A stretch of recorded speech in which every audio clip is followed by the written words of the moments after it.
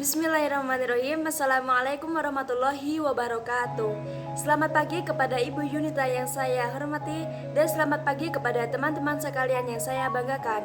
Alhamdulillahirabbil alamin, wa bihi nasta'inu ala umuri dunya waddin, wassalatu wassalamu ala asyrafil anbiya'i wal mursalin wa ala alihi wa ashabihi ajma'in, amma ba'du. Puja dan puji syukur kehadirat Allah Subhanahu wa taala yang mana telah memberikan rahmat serta hidayahnya kepada kita semua sehingga kita bisa merasakan nikmat Islam hingga pada saat ini. Kedua kalinya, selawat serta salam senantiasa kami haturkan kepada baginda Nabi Muhammad SAW yang mana telah membawa kita dari zaman kegelapan menuju zaman yang terang benderang seperti pada pagi hari ini. Ketiga kalinya, tidak lupa saya ucapkan terima kasih banyak kepada Ibu Yunita sebagai dosen pengampu mata kuliah Ulumul Hadis yang telah memberikan ilmu yang bermanfaat kepada kami semua hingga pada saat ini.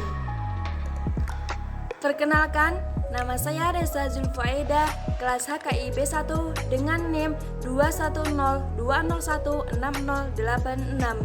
Izinkan saya untuk mempresentasikan materi Ulumul Hadis yang bertema kodifikasi hadis.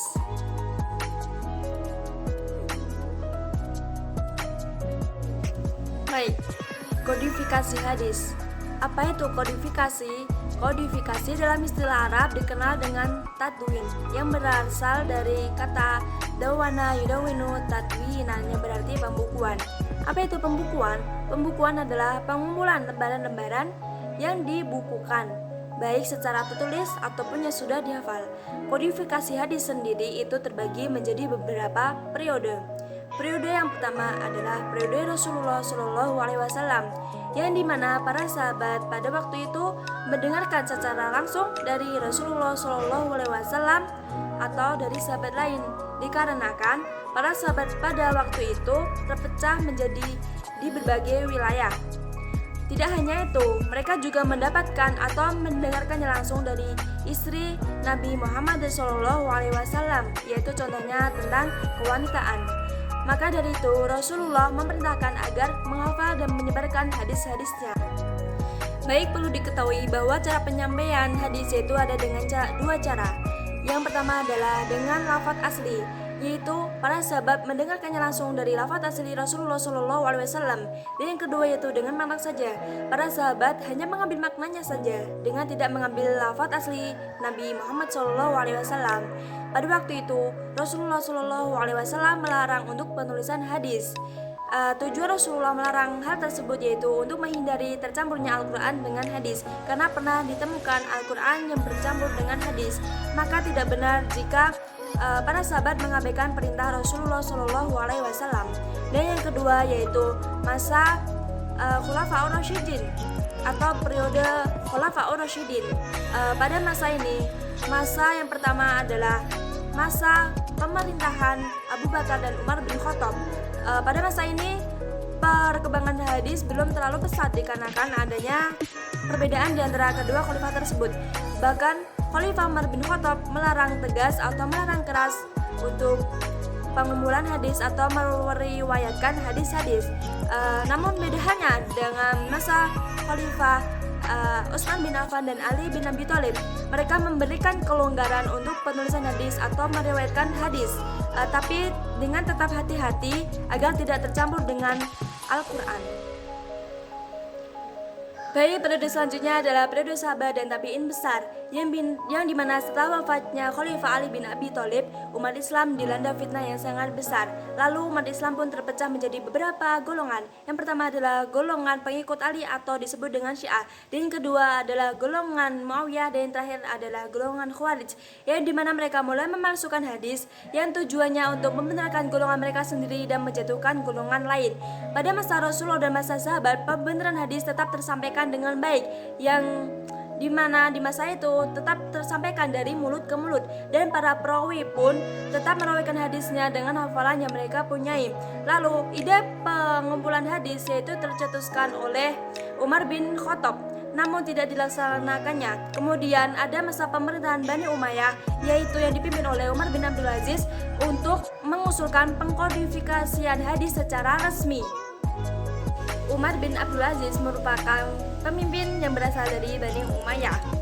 yang dimana pemimpin yang mempunyai sifat adil dan warok memikirkan bagaimana caranya supaya hadis-hadis Rasulullah tidak hilang, karena banyak ulama hadis yang mulai wafat atau meninggal dan banyaknya pemalsuan hadis yang terjadi pada masa itu. Pada pengkodifikasian hadis terjadi pada tahun setelah abad pertama Hijriah, yaitu masuk tahun kedua Hijriah, yang terbagi menjadi 3 periode. Yang pertama adalah periode tabi'in.